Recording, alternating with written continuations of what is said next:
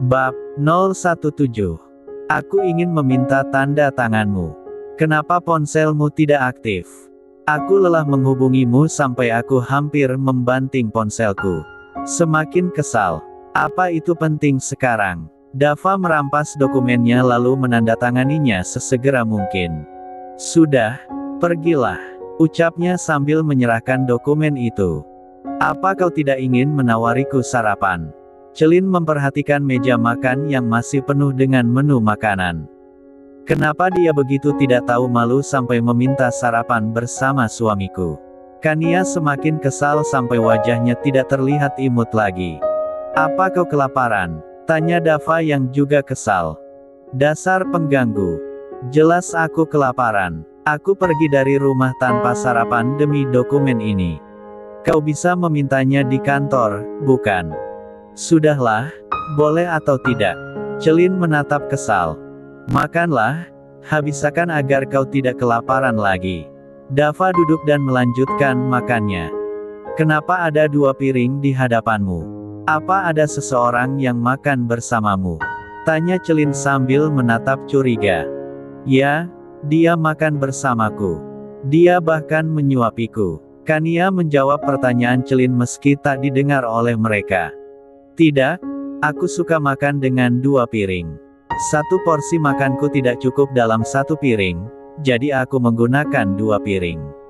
Sudahlah, ayo makan. Dengan terpaksa, Dava pun memakan makanan di kedua piring itu sampai perutnya benar-benar begah. Aku sudah selesai, terima kasih sarapannya. Dan aku heran dengan porsi makanmu yang terlihat seperti orang rakus, ejek Celin. Hati-hati dengan omonganmu. Dava menatap tajam. Iya, ayo berangkat bersama, ajak Celin. Aku masih perlu waktu untuk mencerna makananku. Pergilah duluan. Baiklah, sampai jumpa di kantor. Celin pergi dengan dokumen di tangannya. Dia melangkah keluar gerbang Dava dengan mobil yang menunggunya di sana. Sedangkan Dava menyandarkan kepalanya ke kursi dan merasakan begah di perutnya. Baru kali ini aku makan dengan porsi makan seperti Udin.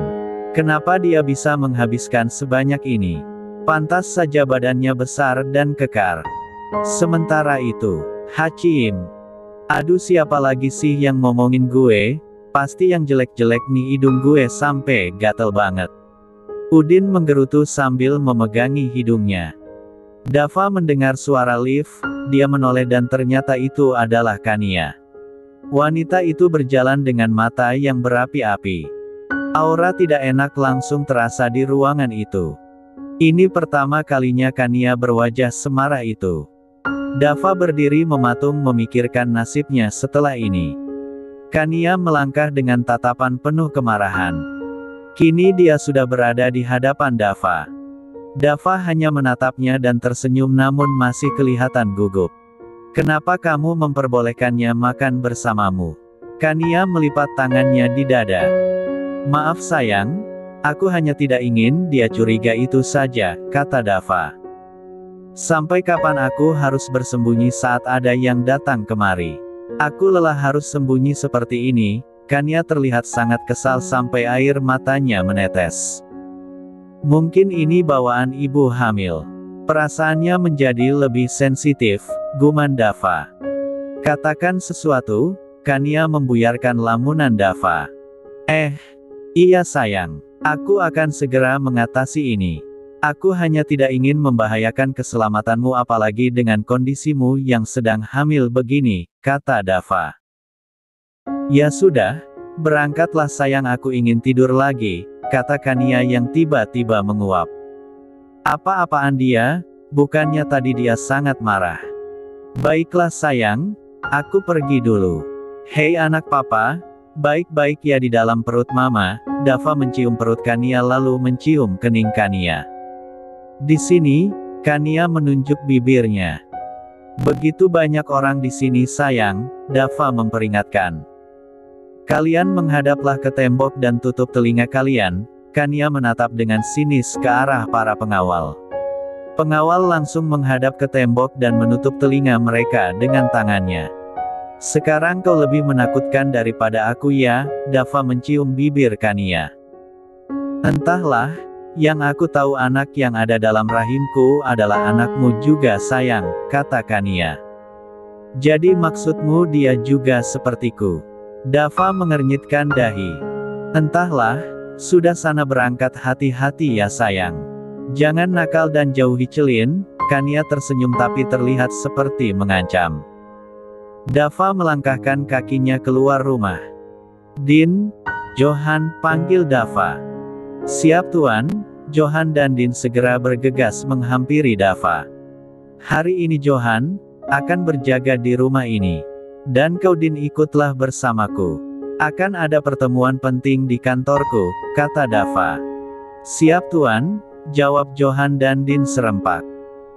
Dava masuk ke dalam mobil dan Din mengendarai mobil dengan Dika di belakang mobil Dava bersama dengan dua pengawal lainnya. HP Dava berdering.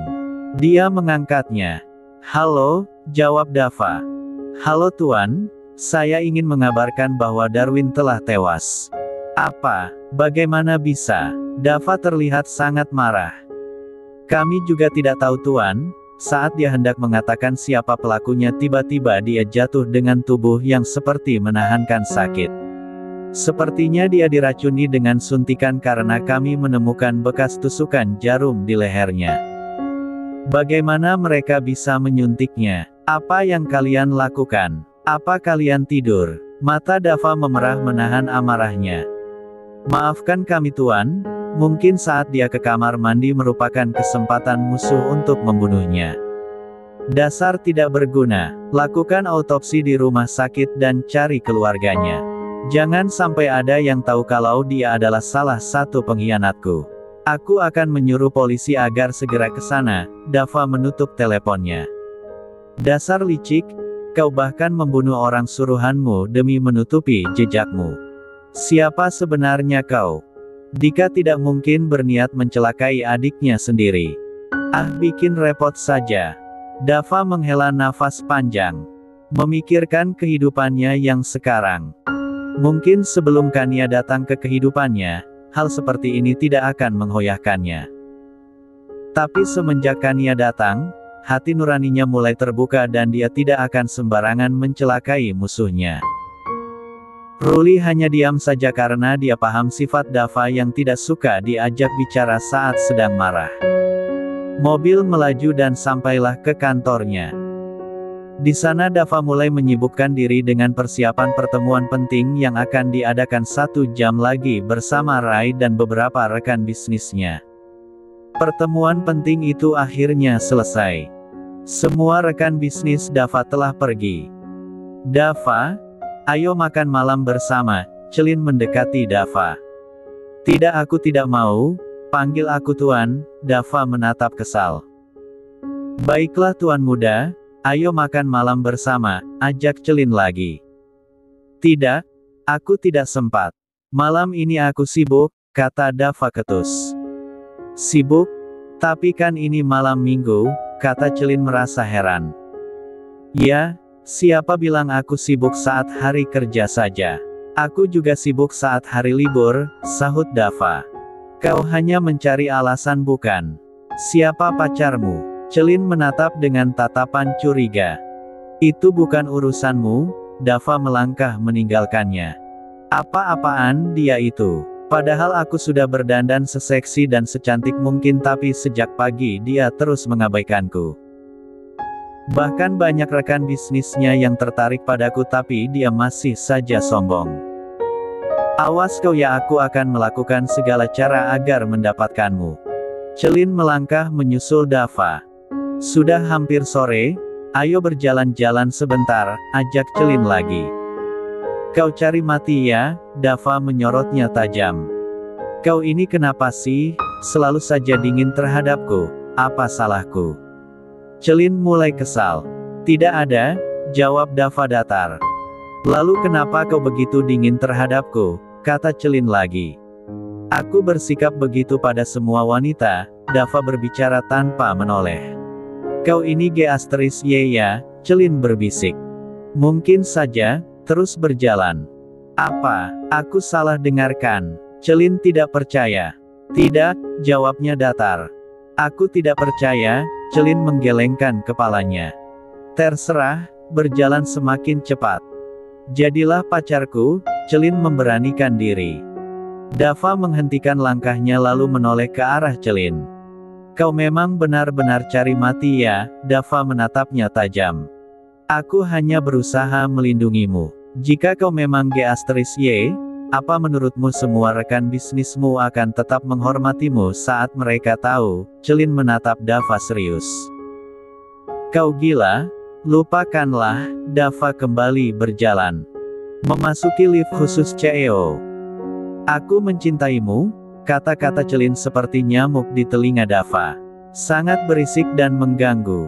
Aku G*Y, tanpa menoleh. Aku tidak percaya, Celin tetap kekeh. Apa tidak ada laki-laki lain yang bisa kau cintai selain aku? Dava menatapnya. Tidak ada, aku hanya mencintaimu sejak dulu hingga sekarang, Celin menahan malu. Aku tidak mencintaimu, Dava membuang muka. Apa kau tidak punya hati nurani untuk sedikit lebih lembut saat menolak seorang gadis? Celin menatapnya penuh harap. Tidak, jawabnya ketus. Kau sangat kejam, matanya mulai berkaca-kaca. Ya memang, jawabnya datar. Celin tampak menangis. Dava menarik nafas panjang lalu mengeluarkannya perlahan. Celin dengarkan aku, dia menghentikan laju lift lalu memegang kedua bahu Celin. Celin menatapnya. Aku minta maaf tapi aku tidak bisa membalas perasaanmu. Aku sudah mencintai orang lain. Kau akan selalu menjadi teman baikku, aku berjanji akan mencarikan pria yang kau inginkan, Dava menatapnya lembut. Siapa gadis itu? Atau pria itu? Celin menghapus air matanya. Yang pasti dia orang yang sangat baik dan berhati tulus. Aku sangat mencintainya, kata Dava. Pria atau wanita? Tanya Celin lagi. Wanita, kata Dava. Kau sampai bilang bahwa kau G*Y demi menolakku. Celin cemberut. Bukan aku yang bilang, tapi kau yang menduku, Dava melajukan liftnya lagi. Jangan katakan ini pada siapapun. Jika kau disakiti, datanglah padaku, Celin melangkah keluar saat pintu lift terbuka. Dava menatap kepergiannya sambil geleng-geleng kepala. Mana bisa dia menyakitiku? Sedangkan aku adalah sumber kebahagiaannya. Tersenyum bangga. 3 hari kemudian. Pagi itu Dava sudah pergi bekerja. Di teras rumahnya tampak sebuah mobil berhenti. Turunlah seseorang dari mobil itu. Semua pengawal tampak kaget dengan kedatangannya. Seorang pengawal mengirimi Dava pesan singkat. Orang itu langsung masuk ke dalam rumah Dava. Wajah para pengawal yang di dalam juga langsung berubah saat melihat siapa yang datang. Kania sedang menonton TV karena belakangan ini dia tidak mengantuk saat pagi. Saat tengah menonton, tiba-tiba terdengar suara langkah kaki mendekat. Kania menoleh dan dengan segera dia berdiri. Kania kaget melihat seorang wanita sedang berdiri di depannya. Wanita itu tampak sudah tua namun tetap kelihatan cantik dan modis. Dia menatap Kania dari ujung rambut sampai ujung kaki. Siapa kau? Tanya wanita itu. Saya Kania Bu, kata Kania gugup. Kenapa kau bisa berada di sini? Wanita itu menatapnya tajam.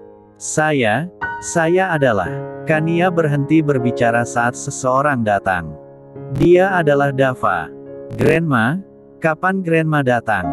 Kenapa tidak mengabariku dulu? Dava memeluk wanita yang dia panggil dengan sebutan Grandma. Untung saja pengawal mengabariku.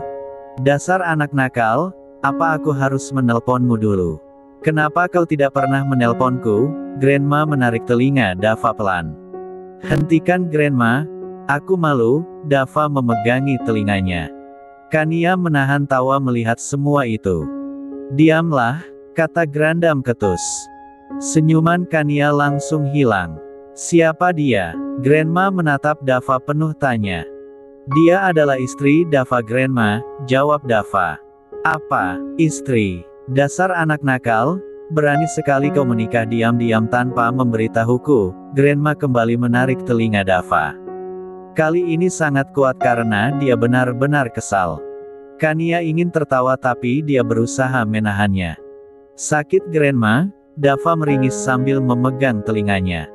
Dengan siapa kau menikah? Apa dia dari keluarga terpandang? Tanya Grandma. Memem anu oma, dia adalah Kania, kata Dava gugup. Apa? Kau menikahi adiknya Dika? Apa kau sudah kehilangan akal ha? Dika itu adalah penyebab kematian Yulia, kau tahu itu kan? Grandma memukul-mukul tubuh Dava dengan tasnya. Ampun Granda, Dava berusaha melindungi dirinya. Kania tampak takut dan dia hanya menunduk saja. Hei gadis muda, katakan sihir apa yang kau berikan pada cucuku hingga dia mau menikahimu. Grandma menatapnya tajam. Grandma, jangan terlalu kasar padanya, dia sedang hamil, kata Dava. Apa? Hamil? Grandma melotot. Dava, kau bisa membuat Grandma terkena serangan jantung. Grandma memegangi dadanya. Ayo duduk dulu Grandma, Dava membimbingnya duduk. Kania mengambilkan segelas air putih. Minum dulu Grandma. Memem maksud saya nyonya. Kania mendapat tatapan tajam dari Grandma. Grandma meminum air itu hingga habis.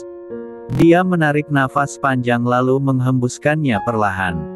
Apa yang ada di dalam pikiranmu Dava hingga kau mau menikahi gadis ini? Grandma menatapnya tajam. Sayang, pergilah ke kamar, kata Dava. Kania pergi ke kamar dengan perasaan sedih dan takut. Jelaskan padaku, kata Grandma. Dava bercerita dari A sampai Z tanpa ada yang terlewat. Sejak dia menyiksanya, mencoba menipunya hingga akhirnya benar-benar jatuh cinta padanya. Kenapa kau bodoh sekali bisa masuk ke dalam perangkapmu sendiri? Apa keistimewaannya hingga kau bisa jatuh cinta padanya? Tanya Grandma. Dia begitu baik dan tulus Grandma. Dava tersenyum kala mengingat kebaikan dan ketulusan cinta Kania selama ini. Dasar bucin, kau benar-benar sudah diperbudak oleh cinta. Berbicara tentangnya saja kau jadi senang begini. Aku bahkan tidak pernah melihatmu tersenyum sejak Yulia meninggal, kata Grandma.